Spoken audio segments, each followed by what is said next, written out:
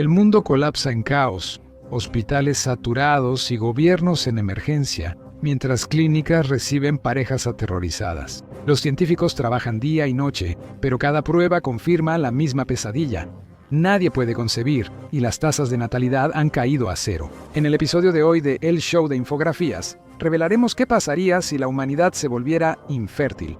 Un año antes. Empezó antes de que el mundo lo notara. Los científicos lo nombraron virus humano nulo. 25 virus humano nulo. Al inicio, parecía una infección respiratoria común, fiebre leve, tos seca y fatiga. Pero para cuando alguien entendió lo que estaba pasando, la Organización Mundial de la Salud, estimó que más del 60% de la humanidad ya estaba infectada. La gente se recuperó pronto y el virus dejó de ser noticia. Nadie lo sabía aún, pero la cuenta regresiva para la extinción de la humanidad ya había comenzado. El HNV-25 no atacaba los pulmones, atacaba los gametos, las células responsables de la reproducción humana. El virus, oculto en su código genético, estaba diseñado para destruir todos los óvulos y espermatozoides humanos. Para las mujeres, las consecuencias fueron inmediatas. Cada mujer nace con todos los óvulos que tendrá en su vida. El virus destruyó sistemáticamente las células que infiltró, dejando a millones de mujeres infértiles en semanas. Al principio, los médicos creyeron que era una reacción inmunológica o hormonal. Eso fue hasta que las tasas de fertilidad comenzaron a desplomarse en todas partes, todas al mismo tiempo. Para los hombres, el proceso fue más lento y sutil. A diferencia de las mujeres, los hombres producen esperma nuevo continuamente durante toda su vida, a aproximadamente 1.500 espermatozoides por segundo, o más de 100 millones al día. El HNY-25 tenía un diseño cruel. Permanecía inactivo en cada célula, esperando en silencio. Cada vez que una nueva célula de esperma comenzaba a formarse, el virus se activaba, la infectaba y la destruía antes de que el esperma pudiera madurar. A finales de año, las clínicas de fertilidad fallaban sin explicación y las tasas de natalidad caían, atribuyéndolo al estrés y la contaminación. Solo algunos investigadores vieron la verdad. El HNV-25 impidió la reproducción. Los animales infectados eran estériles. Su ácido desoxirribonucleico reescrito para siempre. No solo mataba, borraba el futuro. Las advertencias y los informes fueron ignorados. Pero eventualmente, la verdad se volvería innegable, y cuando eso sucediera, el pánico consumiría al mundo. Año cero. Al inicio, nadie lo creyó. A principios de año, noticieros locales informaron un incremento inusual en casos de infertilidad. Los hospitales desde Londres hasta Pekín se vieron inundados de parejas desesperadas por respuestas. Las clínicas de fertilidad que antes prometían milagros, ahora enfrentaban una realidad sombría, pues todas las pruebas daban el mismo resultado: 0 gametos viables. En Nueva York, los Centros para el Control y la Prevención de Enfermedades convocaron una cumbre de emergencia tras una caída del 99% en la fertilidad nacional en un trimestre. La Organización Mundial de la Salud emitió un comunicado sobre anomalías reproductivas generalizadas. En redes sociales, el pánico se difundió más rápido que el virus. Se viralizaron videos de mujeres colapsando en clínicas de fertilidad. Surgieron teorías de conspiración. Unos culpaban a la edición genética y otros a un complot para controlar la población. Durante semanas, los gobiernos lo negaron. Autoridades en China, Estados Unidos y la Unión Europea dijeron que era temporal. Algunos científicos sugirieron que la infección causó esterilidad temporal que desaparecería al recuperarse el sistema inmunológico. Investigadores de todo el mundo veían lo mismo bajo el microscopio en sus laboratorios. El virus destruyó la maquinaria genética de la reproducción humana.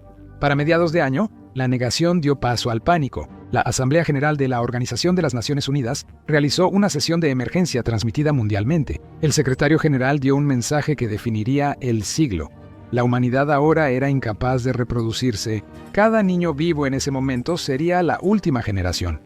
Incluso si los bebés más pequeños vivieran toda una vida. La humanidad tenía menos de 100 años antes de la extinción.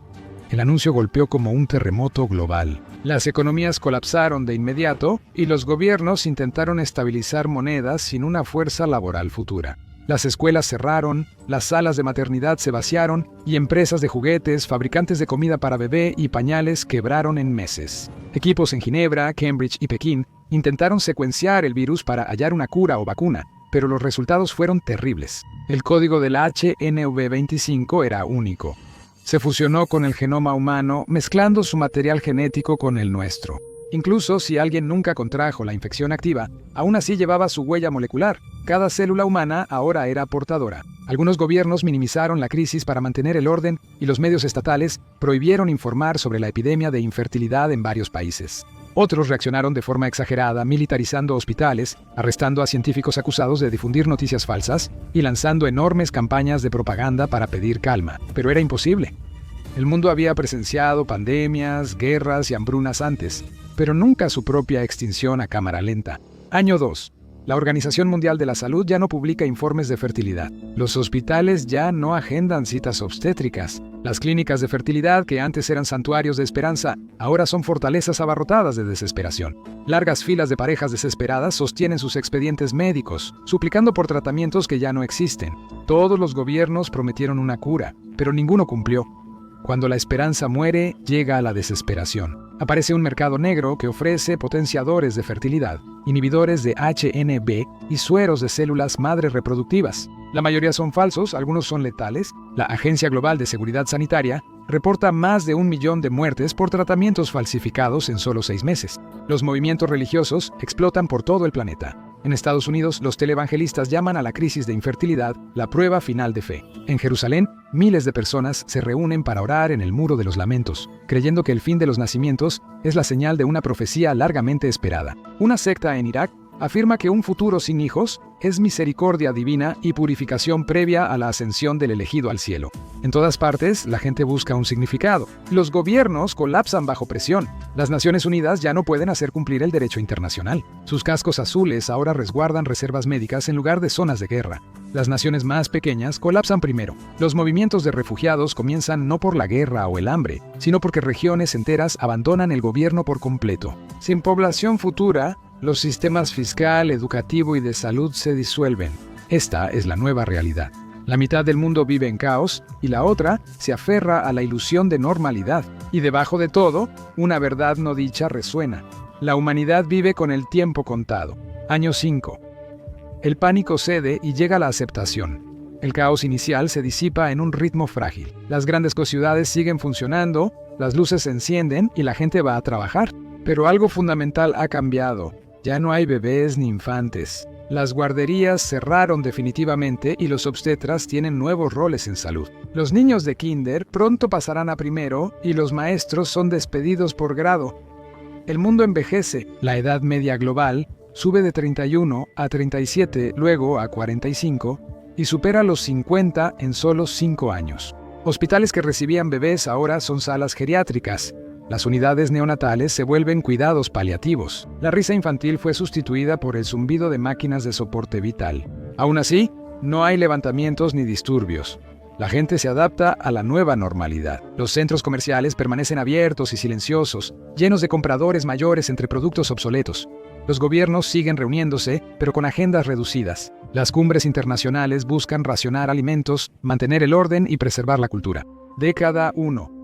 Han pasado 10 años desde que el mundo se volvió infértil. El pánico, el caos y los intentos de salvación se han desvanecido en una civilización envejecida. La humanidad aún existe, pero la ilusión de normalidad empieza a desmoronarse. La población mundial bajó de 65.000 millones, aunque el descenso es desigual. Las ciudades y países en desarrollo se vacían primero, ya que la gente migra a zonas con infraestructura funcional o agua limpia. El Alto Comisionado de las Naciones Unidas para los Refugiados estima que más de 500 millones de personas están ahora desplazadas de manera permanente, pero no por la guerra o el clima, sino por el colapso del orden económico y civil. Las fronteras se desdibujan a medida que las naciones dejan de funcionar en el sentido tradicional. La escasez de alimentos aumenta y los rendimientos agrícolas mundiales caen un 40% por la disminución de agricultores. Los campos se pudren al sol, no por falta de recursos, sino de manos. Pese a menos bocas, la hambruna crece. Los gobiernos racionan lo poco que queda, pero la corrupción y desesperación provocan acaparamiento y mercados negros.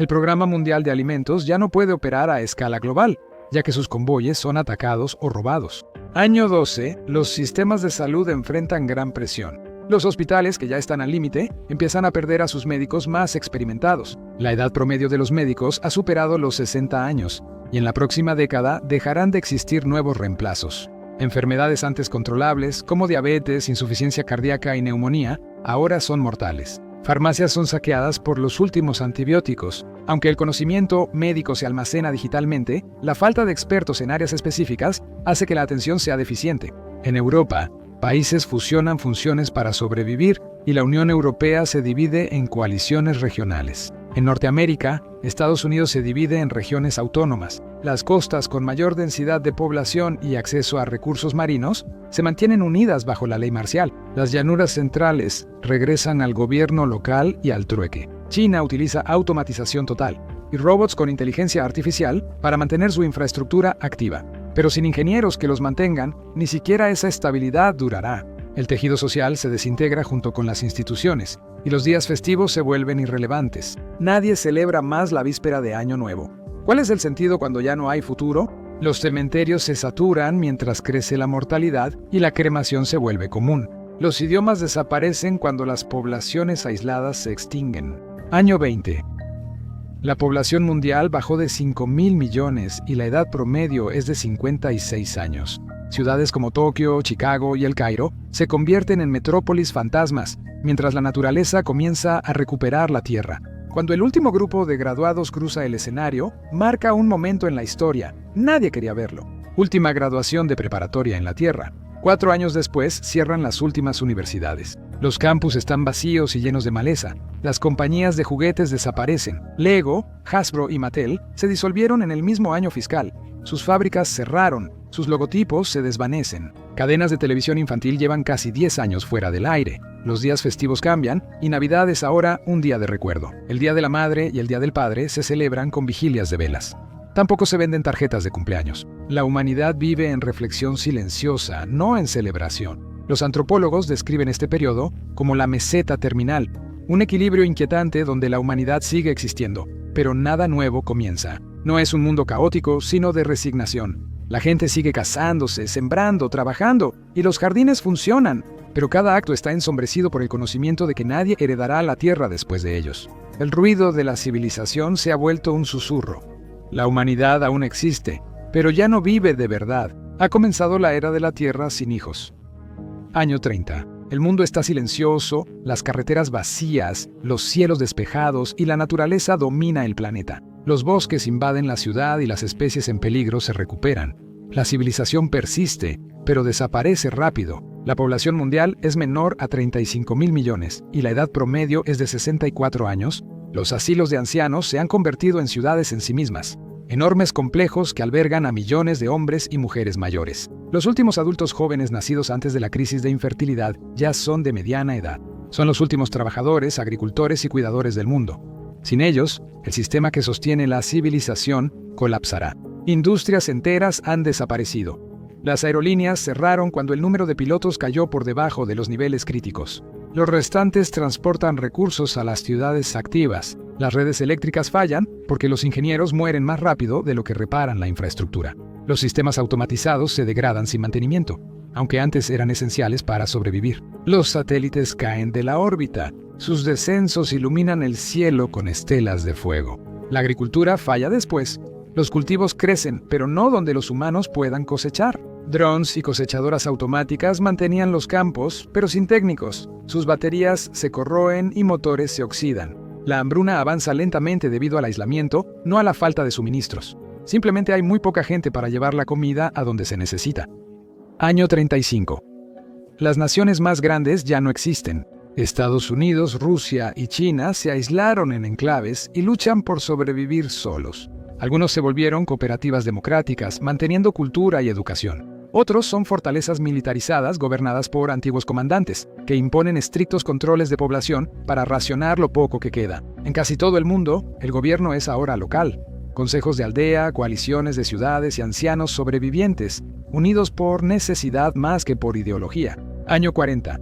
La población mundial baja de 2.000 millones y la edad promedio es de 70 años. La esperanza de vida cae, no por violencia o enfermedad, sino por negligencia.